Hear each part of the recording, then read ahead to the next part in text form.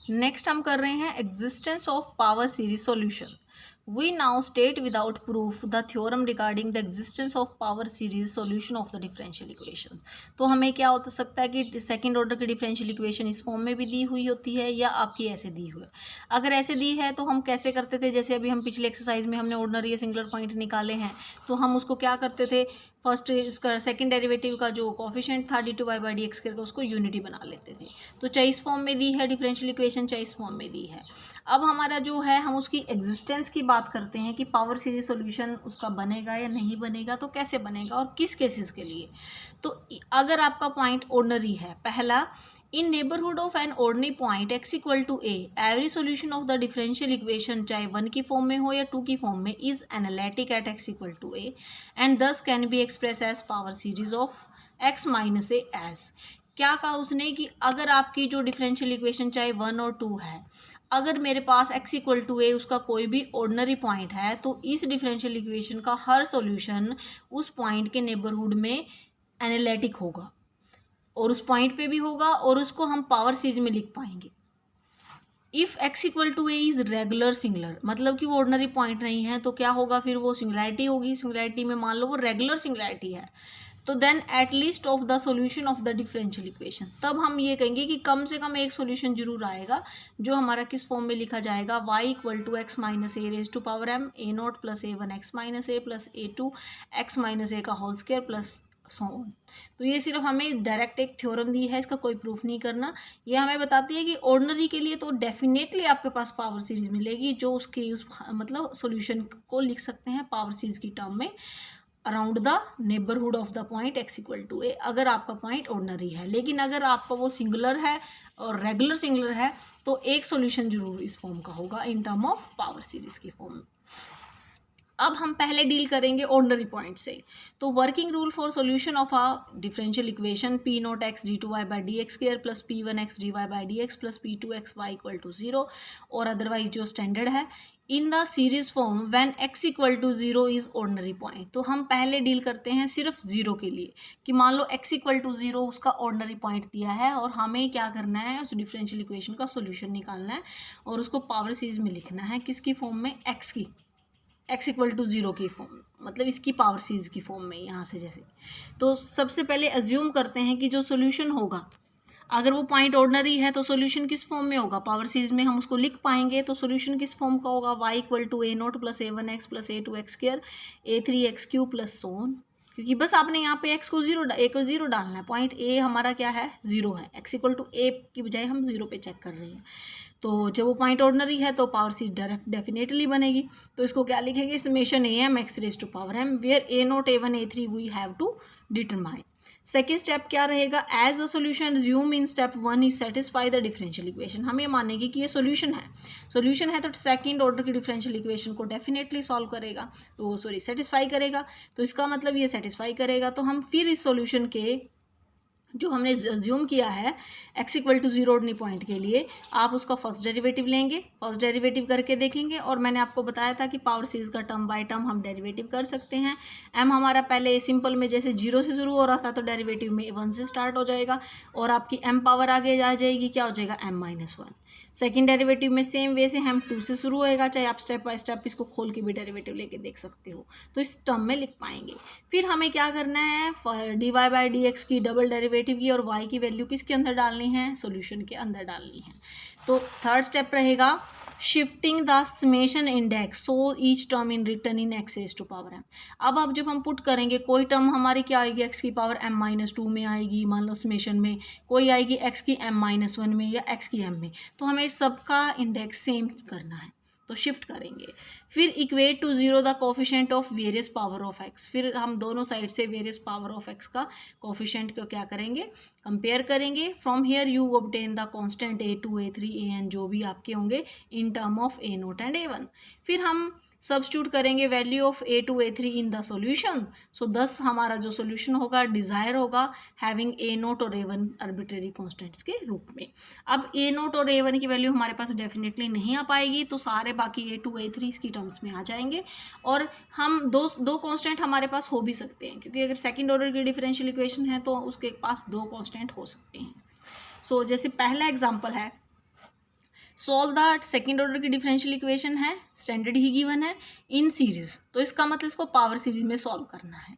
तो the given differential equation is this, तो इसमें हम x इक्वल टू जीरो का ही अभी उसी से रिलेटेड गिवन है, तो x इक्वल टू जीरो इसका डेफिनेटली, और क्या है आपके पास ऑर्डिनरी पॉइंट है, तो ऑब्वियस है इसमें कोई भी ऐसी दिक्कत नहीं है कि जीरो नहीं बनेगा। क्यों?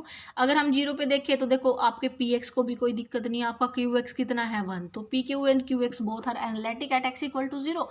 सो जब कोई पॉइंट डिफाइन नहीं कर रखा है इसका मतलब हम जीरो के लिए देख सकते हैं, तो जीरो के लिए ये कोई दिक्कत नहीं, ना हमारे पी एक्स को ना हमारे क्यू एक्स को स्टैंडर्ड से कंपेयर करेंगे। सो ये क्या बन जाएगा ऑर्डिनरी पॉइंट। सो ऑर्डिनरी पॉइंट में हमारा फर्स्ट स्टेप क्या रहेगा, हम सॉल्यूशन लेंगे। सॉल्यूशन कैसे लेंगे डिफरेंशियल इक्वेशन का, a not a one x plus a two x square, मतलब पावर सीरीज की फॉर्म में। डायरेक्टली कहें तो summation m zero to infinity a m x raise to power n. फिर हमें फर्स्ट डेरिवेटिव लेना है, सेकंड डेरिवेटिव लेना है, आप यहाँ से भी ले सकते हैं, और आप मैंने आपको बताया है फर्स्ट डेरिवेटिव में हमने किया था कि पावर सीरीज में कैसे डेरिवेटिव होता है टर्म बाय टर्म, तो उसमें क्या हो जाएगा आपके पास m आगे आ जाएगा m-1, बस यहाँ ध्यान रखना है कि जो समेशन है वो 1 से शुरू होगी, सेकंड डेरिवेटिव में वो 2 से शुरू होगी, पावर m-1 आगे आ जाएगी और m-2। नेक्स्ट आपके पास क्या होगा, अब आपने कहा कि मैंने इसका ये सॉल्यूशन लिया है y in term of power series about the ordinary point x equal to zero. So आपने y dy by d x and second derivative की वैल्यू फर्स्ट में डालनी है, तो आप फर्स्ट में डालेंगे तो आपके पास आपने d2y सेकेंड डेरिवेटिव की वैल्यू डाली, फर्स्ट की डाली और y की वैल्यू डाली। अब ये x अंदर लेके जाएंगे, पहले जितना आपका बाहर कुछ भी एक्स्ट्रा गिवन है पी क्यू एक्स की टर्म में या कुछ बाहर कुछ भी सेकेंड डेरिवेटिव के साथ कुछ है तो उसको पहले अंदर जितना शिफ्ट हो सके आप करिए। उसके बाद आप देख रहे हैं इसमें तो देखो x की पावर m-1 से एक पावर आके पूरा x m बन गया, तो इन दोनों में तो कोई दिक्कत नहीं, दोनों में इंडेक्स क्या है इक्वल है, बट दिक्कत कहाँ पे है यहाँ पे। तो इसका मतलब m-2 को हम क्या पुट करेंगे k समेशन, वो शिफ्ट करेंगे समेशन इंडेक्स, तो m कितना हो जाएगा k प्लस 2। अब आपने कुछ नहीं करना, जहाँ जहाँ पे k पुट किया, अब देखो जब m आपका 2 है तो 2 माइनस 2k कहाँ से स्टार्ट हो गया 0 से, तो m की वैल्यू क्या हो जाएगी k plus 2, k plus 2 minus 1 k plus 1, a m की वैल्यू क्या है k plus 2 x raise to power k। तो अब ये आपका चेंज हो गया, बेशक आप इसको रिप्लेस कर दें, बताया भी था क्योंकि सारा m में चल रहा है, अब आप इसको रिप्लेस कर दें k को इन टर्म ऑफ m, तो उससे कोई फ़र्क नहीं पड़ता, हमने वेरीफाई भी किया था। तो सारी वैल्यू हमने 3 के अंदर पुट की। अब आपने करना क्या है, नेक्स्ट स्टेप क्या देखना है, आपने ना इसके अंदर m की वैल्यू 0 डालनी है पहले, जहाँ जहाँ डल सकती है। अब मैंने यहाँ पे देखो m की वैल्यू 0 डाली, ठीक है, मैंने यहाँ पे 0 डाली और फिर मैंने यहाँ पे 1 डाली, तो मेरे को एक चीज़ दिख रही है कि मैं अगर यहाँ 0 डालती हूँ m की वैल्यू, तो किस चीज़ की पावर 0 क्या हो जाती है 1, x raise to power 0 is 1, तो मेरे पास क्या बन गया a0, तो यहाँ पे आया a0। मैंने क्या किया फिर m इक्वल टू 1 से जो बनेगा, मान लो मैंने 0 के लिए खोल दिया, मैं इसको लिख सकती हूँ a0 प्लस में summation m1 to infinity am x raise to power m। अब इस वाले टर्म को मैंने इसके साथ मर्ज कर दिया, तो am और x raise to power m आ गया कॉमन, अंदर क्या बचा m प्लस 1, यहाँ पे कुछ नहीं है तो 1, इसलिए किया कि दोनों का इंडेक्स क्या कहाँ से चल रहा था x m1 से। सो अब आपने कर लिया। अब आप इसमें स्टेप बाय स्टेप क्या करेंगे, पहले क्या करेंगे दोनों साइड से कांस्टेंट टर्म को इक्वेट करेंगे, m को 1 डालेंगे। अब m को 1 डालेंगे तो आप यहाँ पे देखो, अगर आप यहाँ पे m को 1 डालते हो यहाँ से आपके पास क्या आएगा, equating to 0, equating to the term to 0, तो आपने पहले x की देखो क्या दिया, x की 0 पावर, मतलब कि m को 0 डाला। अब इसके अंदर तो m को 0 नहीं डाल सकते, तो कोई फ़र्क नहीं पड़ा इस पे m को 0 डालेंगे, क्या हो जाएगा 2 इंटू 1 इंटू a2 और x रेज टू पावर 0 1, तो क्या बन गया 2a2 प्लस में कांस्टेंट क्या थी a0 इक्वल टू 0। सो यहाँ से a2 किसकी टर्म में आ गया a0 की टर्म में। सिमिलरली फिर आप m को 1 डालें, m को 1 डालेंगे आप यहाँ भी डालेंगे यहाँ भी डालेंगे, तो फिर कोफिशिएंट इक्वेट करेंगे, वहाँ से a3 की वैल्यू आ जाएगी इन टर्म ऑफ a1। सो आपके पास -a1/3 आ गया, क्योंकि राइट पे हम किससे कंपेयर करेंगे, राइट पे तो सब हमारे 0 हैं, तो 0 को क्या लिख सकते हैं 0 प्लस में 0x प्लस में 0x स्क्वायर, तो राइट पे तो x की सारी पावर के कोफिशिएंट क्या है 0, सो 0 से कंपेयर करेंगे। तो इस तरीके से आपने a1 a2 a3 सब की वैल्यू निकाल लेनी है। और एक जनरल अगर हम देखें, अगर हम nth टर्म की बात करें, मान लो mth या nth, जब मैं इसको n डालूंगी तो मेरे पास क्या हो जाएगा n+2, एक स्टेप ऐसा भी आएगा n+1 an+2 प्लस यहाँ पे तो कुछ नहीं डालेंगे तो कांस्टेंट है, यहाँ पे भी आप जब m को n डालेंगे तो क्या हो जाएगा n+1 an, तो यहाँ से ए एन प्लस टू मतलब जनरल टर्म किसकी फॉर्म में निकल गई, ए एन की फॉर्म में, where n should be greater than two, two से बड़ा होना चाहिए, क्योंकि टू से छोटा होने से तो हमारे कोई फ़ायदा ही नहीं हो रहा, क्योंकि हमारे ए टू ए थ्री किसकी फॉर्म में निकले हैं, ए टू और ए वन की फॉर्म में निकले हैं। तो यहाँ पे हमारा वैसे भी n प्लस टू, तो n प्लस टू को मैं जीरो तो रख नहीं सकती क्योंकि n कैसा आ जाएगा, नेगेटिव, तो इसका मतलब n should be greater than to.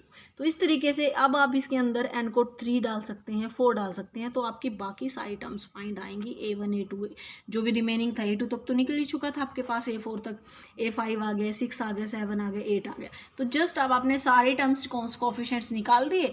अब आपको सोल्यूशन के अंदर जो y आपका सोल्यूशन था उसके अंदर आपने किसकी वैल्यू डालनी है, A0 A1 A2 A3 A4 A5 A6 7 so on. तो आपने कुछ स्टेप मतलब कम से कम 8-9 कोएफिशिएंट्स की वैल्यू डाल देनी है। तो उसके बाद आपके पास क्या हो जाएगा, कुछ टर्म कैसी आई आपके पास, जैसे आपने देखा A2 कैसा आया था, A0 की फॉर्म में, A3 आया A1 की फॉर्म में, A4 आया A2 की टर्म में, A2 अगेन A0 में, तो ये A0 में आ गया। तो आपके पास एक चीज़ दिख रही है कि फर्स्ट टर्म थर्ड टर्म आपकी कैसी आ रही है, A0 A2 A4 ये सारे किस में आ रहे हैं, इन टर्म ऑफ A0। तो A0 कॉमन आ जाएगा, बाकी जो भी एक्स एक्सपेंशन बचेगा जिनमें से A1 कॉमन आ सकता है और टर्म में से वो A1 आ जाएगा। तो ये आपका जनरल सॉल्यूशन हो जाएगा इन टर्म ऑफ पावर सीरीज।